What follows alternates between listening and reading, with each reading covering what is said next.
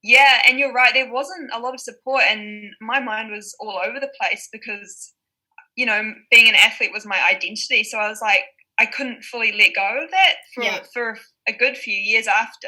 I still sort of ran at the club, the local club on the North Shore, North Harbour Bays, but yeah, but my body was just never the same. So I knew that I wasn't really ever going to run super competitively again. Yeah. But yeah, it's almost like I was clinging on to it for a while. Yeah. Yeah.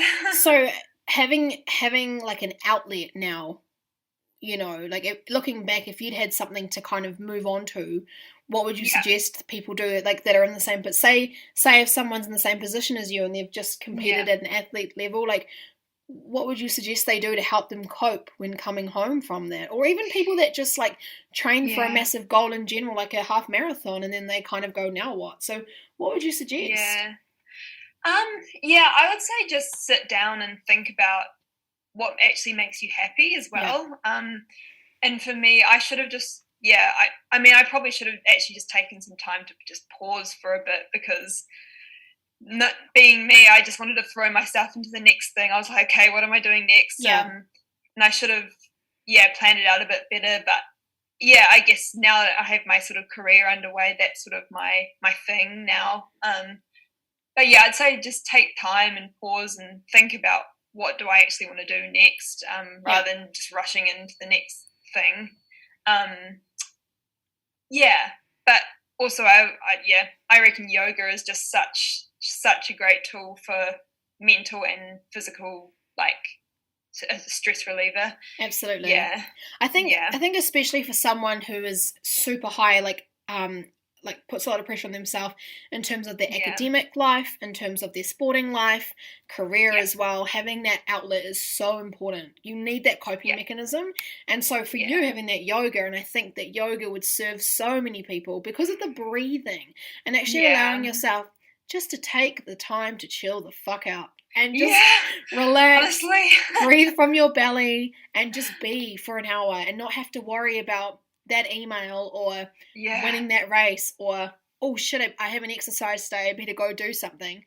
Just being able to be mindfully like present, right? And I think that's what's really important. And I think like maybe if you had, you know, had yoga in your life earlier, it might have helped you a little bit with the anxiety and things like that when you were competing at an athlete's level. But you know, I think what's important is that you learn from everything you do, right? And so you just have to take away the learnings from your experiences and then help others and help yourself as well, and help, you know. And I think a lot of people can relate to the high pressure and attach to that, and this is where the eating disorders can come into play, you know. For sure. Would you say that, like, other than sport, there has been other aspects of your life that have almost triggered that eating disorder or those feelings again? And if so, what have you done to cope to try and pull yourself out? I guess I'm trying to think. Maybe just stressful periods like at work and things like that. But yeah, but I wouldn't say, I don't think I've ever gone back to the way that I was then. I think that was mainly just stemmed from being a certain weight to compete well. But yeah, I mean, often, I don't know, when I'm stressed, maybe I'll turn to like sugar. But I think that's a pretty common thing, and I wouldn't really say that's hugely disordered eating. No.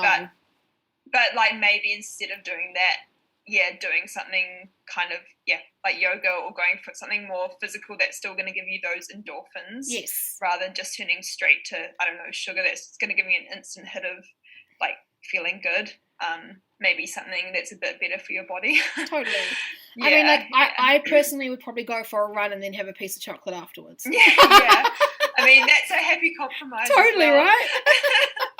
You know, a bit of both. Yeah, absolutely. But I agree with you on the movement, because our bodies just love movement, but so does our mental health. You know, and when you're doing something for yourself and it's going to help you mentally, I mean, at the time it might feel like a drag, but afterwards you're like, I don't know anyone who ever regrets a workout, right? You always feel so much better afterwards. For sure. And you feel even better when you feel your body afterwards too. Exactly. And I think, these lockdowns have really emphasized the importance of that as well, especially when you're cooped inside all day. Yes. God, going outside's like my saving grace. Yeah, and it just makes us realize how important that getting outside and moving our bodies is going to make us feel better, because if it can make us feel better when we're locked inside being in lockdown, imagine how it's going to make you feel when you're having like stressful moments at work, or when you're having stressful moments at like uni, or you're having stressful moments in your life in general, or like something major's happened in your life. Like, what do you do to cope? Well, rather than turning to self-destruction, you need to start doing things that are going to actually make you feel better and feel good. Like simple things like breathing, meditation, stretching, a workout, a walk, a run, whatever it is, a swim, a dance, I don't know, singing at the top of your lungs, whatever it is to make yourself feel better, rather than going to that self-destruction mode, because that is not going to serve you long term, whereas doing that thing that's going to make you feel good, especially like hours afterwards, that is going to serve you long term. Yeah, for sure. And even the journaling, I've actually started to pick up again in this this lockdown. It's it's amazing what happens when you actually just put pen to paper sometimes. Oh, hell yeah. Yeah, you don't realize how much stuff's cooped up there. Yeah, absolutely. So I love journaling, and it's something that I get all of my clients to do at some point in their journeys, because it honestly helps so much. And I think you're right. Like, it really does help people. It makes you realize, A, how far you've come, B, the little things that you actually have achieved, and C, it helps you just really like dig deep as to what's holding you back in certain areas of your life.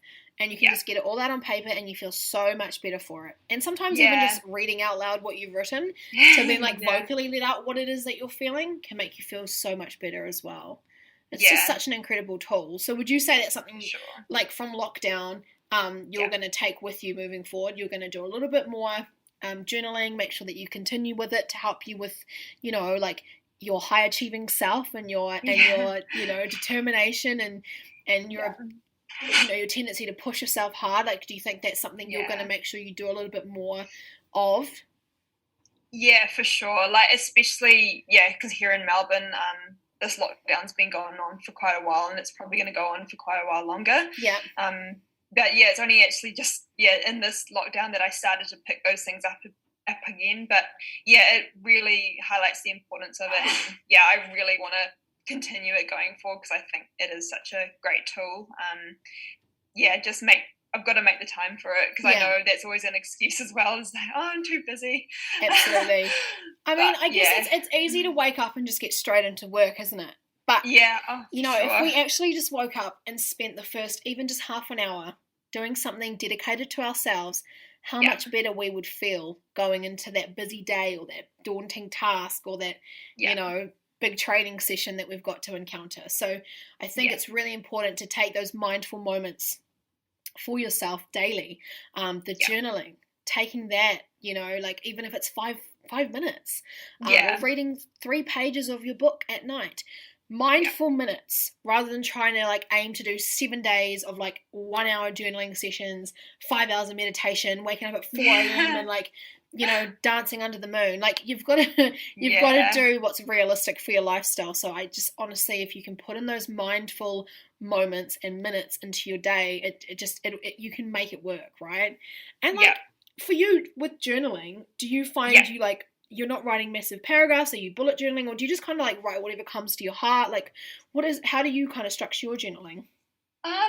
It just depends on how I feel that day, really. But I've been kind of trying to do some gratitude points. So just even it's just 3 things that I'm grateful for that day, and then just the affirmations, like things to keep telling myself, because I think sometimes I can go down this even negative path sometimes, where I just, if something goes wrong, then it's just down this spiral. But I'm like, no, like, just think of these affirmation points as well. And I think that really helps me. Or if something's really, I don't know, just like frustrated me that day, I'll just write that down as well. Just so it's out there. Totally. Yeah. And allowing yourself to feel, just feeling like, if you're sad for a moment, feel sad. If you're angry, feel angry. If you're feeling, a sense of love, then feel love. I think it's important that we allow ourselves to feel more as well. And I think the reason why we suppress a lot of these things, and that's where, like the anxiety and all these issues come from, is because we're not vocal enough as to how we are feeling. And I think a lot of that comes from childhood, being told, like, and female as well, only... a woman shouldn't get angry, or a woman shouldn't voice her opinion, or if you do voice your opinion, you're seen as like a staunch bitch. Like, do you know what I mean? So I think it's I think just being allowed to feel and write it down, and like feeling that feeling without feeling any sense of guilt, or like, oh, I shouldn't probably be allowing myself to feel like that. You've got to let all that go and just be, right? Yeah, and I think what you said before, sort of about women not being vocal and speaking up, I think over recent years I have realized the importance that you should speak up as well, even if it's just confronting people in a like respectful manner. But I think that's also important as well. If you're not happy with something, you should vocalize it. Totally. I agree. Why not? I mean, like, why should we suppress how we feel just to, like, because you're a female? Like, if you, I mean, look, this is not a feminist show, but but I mean, it goes for male or it's true, female. Right? Like, why are we seen as like rude or a bitch just because you've said, one honest thing? It doesn't mean you think differently of the person. You're just purely stating an opinion, or, putting your point across. You're not committing a crime, for God's sake. And especially, sort of in the workplace as well.